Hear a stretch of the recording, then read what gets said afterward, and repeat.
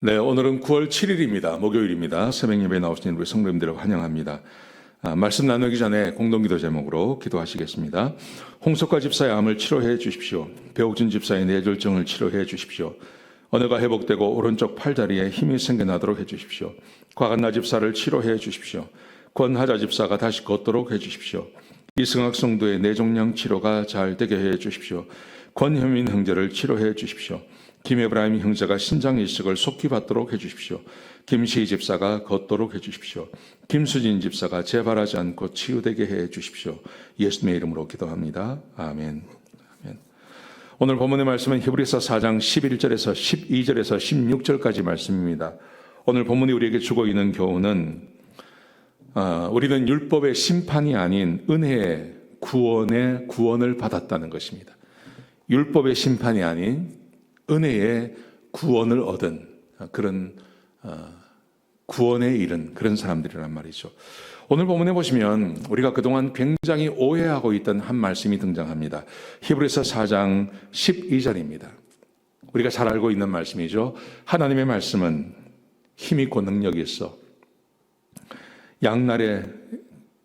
양날에선 칼보다도 더 날카로워서 그래서 우리의 영과 혼과 및 관절과 골수를 찔러 쪼개기까지 하며 하나님 말씀은 살아있어 우리의 마음의 생각까지도 다 감찰하신다.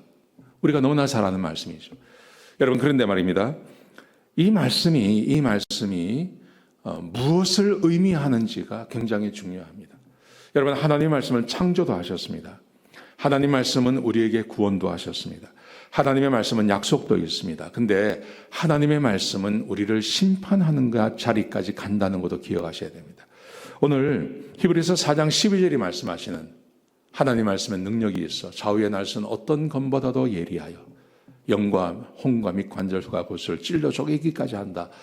여러분, 이 말의 의미는 어떤 것이냐 하면 사람을 심판하는 하나님의 율법을 말하는 것입니다. 자, 13절을 보십시오. 그러므로 이렇게 말합니다. 그러므로 하나님의 말씀에 대해서 이야기하죠. 그러므로 어떤 피조물도 하나님 앞에서 숨을 수가 없다. 하나님의 눈앞에 모든 것이 다 벌거숭이가 되어서 드러나며 우리 자신이 행한 모든 것에 대해서 그분 앞에 드러내놓고 해명해야 된다. 이것은 심판을 말하는 것입니다. 하나님의 말씀에 심판의 그 권위를 말하는 겁니다. 하나님의 말씀 앞에 서서 하나님의 그 율법 앞에 서서 모든 사람은 자기의 행위 전체를 드러내놓고 하나님 앞에 해명을 해야 할 그 시간이 반드시 온다는 거죠. 여러분, 이것은 예수 믿지 않는 사람들에게 오는 것입니다. 예수 믿지 않는 사람들은 이 땅에 어떻게 살았든지 그 사람은 반드시 하나님 앞에 서서 자기의 인생을 내놓아야 합니다. 하나님 앞에 책들이 놓여 있다고 되어 있죠. 그 책들에 기록된 대로 사람은 자기 행위에 대해서 하나님께 해명을 해야 됩니다. 여러분, 이것을 우리는 백보자 심판이라 그러고 모든 예수 믿지 않는 사람이 받는 그 심판을 말하는 것입니다. 자, 그런데 우리 예수 믿는 사람들은 어떨까요? 오늘 15절에 보시면 14절에 보시면 이렇게 되어 있습니다. 그러나 우리에게는 하늘로 가신 위대하신 대제사장이신 하나님의 아들이 계십니다. 그러나 우리에게는 큰 대제사장 되신 하나님의 아들이 계십니다. 우리는 이 심판을 받지 않는다는 말이죠.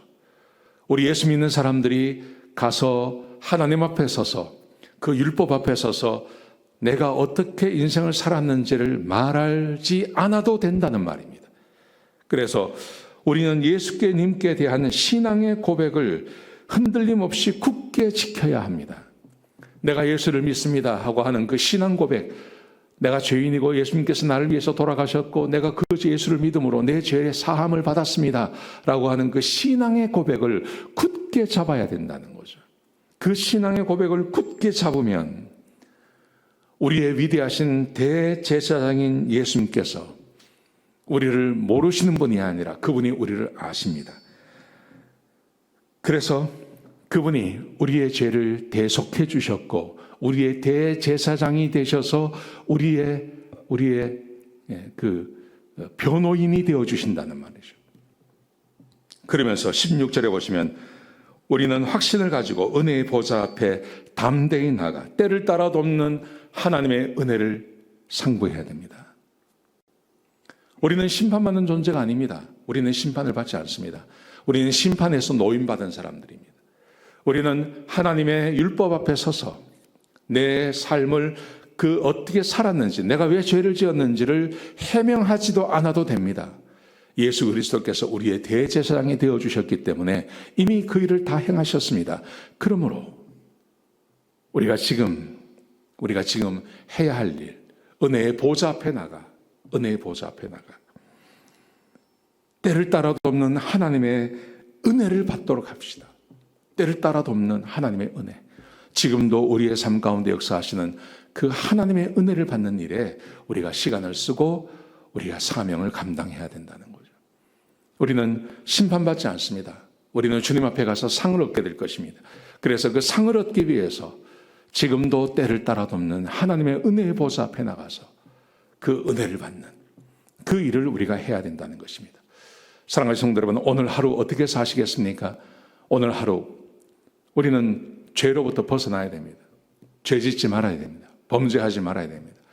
그리고 은혜를 베푸시기를 원하시는 그 은혜의 보좌 앞에 가서 하나님께 힘을 얻고 능력을 얻고 그리고 하나님의 말씀을 붙잡고 하루를 복되게 살아가는 것, 그게 구원받은 하나님의 백성들이 해야 할 일이라는 것입니다.